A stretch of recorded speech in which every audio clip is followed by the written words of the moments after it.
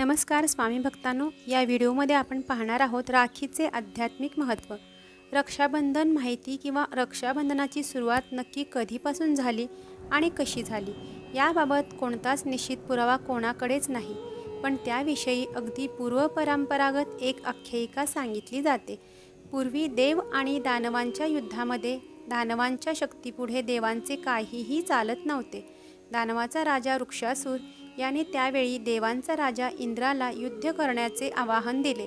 इंद्राने आपले वज्र उचलले आणि युद्धाला निघाला। त्यावेळी इंद्रदेवाला विजय मिळावा म्हणून त्याची पत्नी शुची अर्थात इंद्राणीने विष्णूकडून मिळालेला एक दोरा, ज्याला राखी म्हणतात, तो इंद्राच्या हातावर बांधला। या राखीच्या प्रभावाने इंद्राला आत्मविश्वास मिळाला आणि या युद्धात विजय मिळेल अशी तिची श्रद्धा होती। त्याप्रमाणे इंद्रदेवाचा विजय झाला आणि त्याचे गेलेले वैभव परत मिळाले। या प्रसंगाची आठवण म्हणून मनगटावर राखी बांधण्याची पद्धत पडली असे सांगितले जाते। दुसरी कथा म्हणजे बळी नावाचा राजा अश्वमेध यज्ञ करत होता। त्या क्षणी तेथे भगवान विष्णू वामन अवतार घेऊन आले। बळीराजा हा त्याच्या दानशूरपणासाठी फारच प्रसिद्ध होता। तेच पाहण्यासाठी भगवान विष्णूने वामन अवतार घेऊन त्याच्यासमोर उभे ठाकले। त्यांनी बळीराजाला 3 पाऊल जमीन दान करायला सांगितली।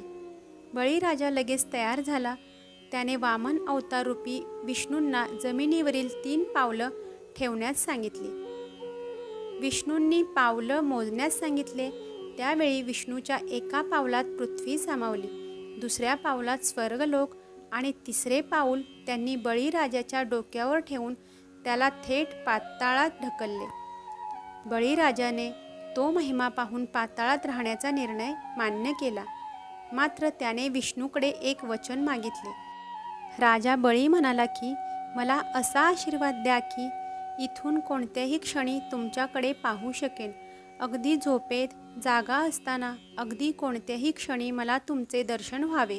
हा आशीर्वाद देवानेही मान्य केला आणि बळीराजासोबत पाताळात राहणे पसंत केले। देवी लक्ष्मी यांना भगवान विष्णूचे दर्शन दुर्लभ झाले। त्यांना चिंता वाटू लागली। त्यावेळी भ्रमंती करत असलेल्या नारद मुनींना त्यांनी पाहिले। त्यांच्याकडे विष्णू यांची चौकशी केली। त्यावेळी नारद मुनींनी घडलेला सगळा प्रकार सांगितला। विष्णूंना वैकुंठात परत बोलवण्यासाठी काय करावे याचा उपाय विचारला।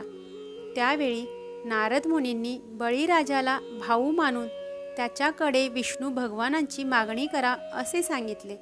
ठरल्याप्रमाणे माता लक्ष्मी तातडीने पाताळात गेल्या।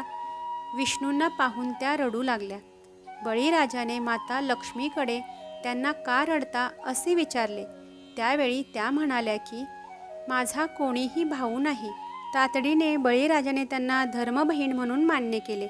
त्यांनी बळीराजाला भाऊ मानून त्याच्याकडे भगवान विष्णू यांना परत वैकुंठात पाठवण्याची मागणी केली। त्या दिवसांपासून बहीण भावाचे नाते जपणारा असा हा सण केला जातो। श्री स्वामी समर्थ। श्री गुरुदेव दत्त।